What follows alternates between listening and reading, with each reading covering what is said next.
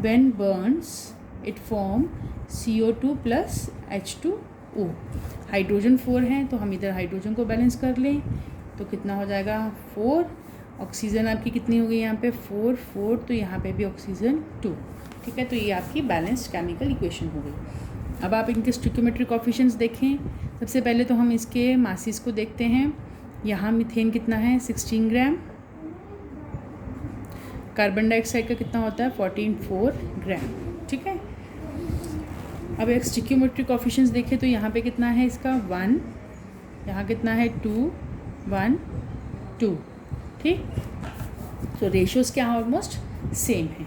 ठीक, सो हम इक्वेशन में अगर स्टार्ट करें, moles of methane divided by their stoichiometric coefficient is equals to, क्योंकि यहाँ पे ऑक्सीजन से सिर्फ कंबस्शन का रोल है तो यहाँ पे हमारे लिए मेन क्या है मीथेन और CO2।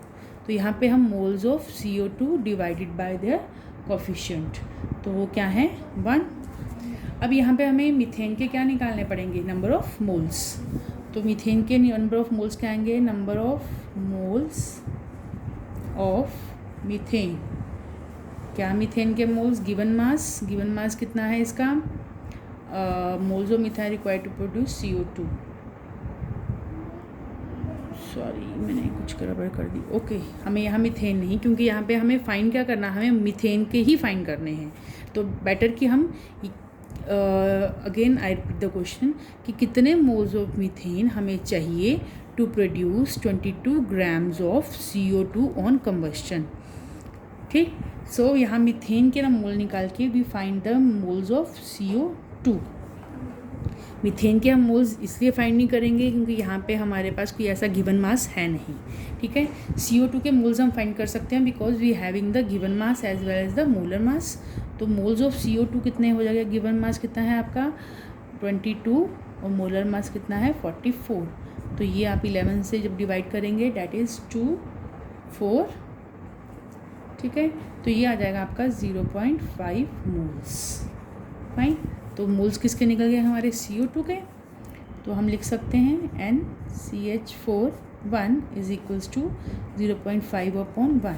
तो अब हमारे number of moles of methane भी आ गए डैट इज़ 0.5 मोल्स। सो इसमें स्टेटमेंट लिखने का कोई चक्कर नहीं है, आप जस्ट फॉर्मूला अप्लाई करो and you find directly the question. ठीक, so one question I'm going to give I'm giving you, so you have to do it yourself. 10 grams of MgCO3 decomposes on heating to give 0.1 mole of CO2 and 4 gram of MgO. What is percentage purity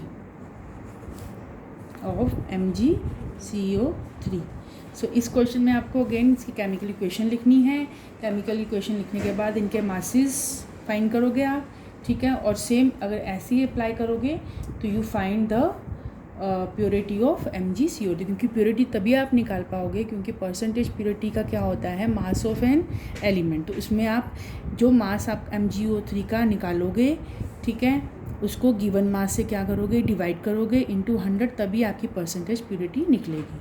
ठीक, so this is you have to done yourself. Next we start with the limiting reagent.